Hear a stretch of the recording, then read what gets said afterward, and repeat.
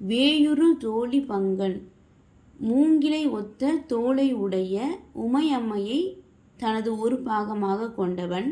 விடம் உண்ட கண்டன் ஆழகால விஷத்தை உண்ட கழுத்தினை உடையவன். கண்டம் அப்படின்னா கழுத்து.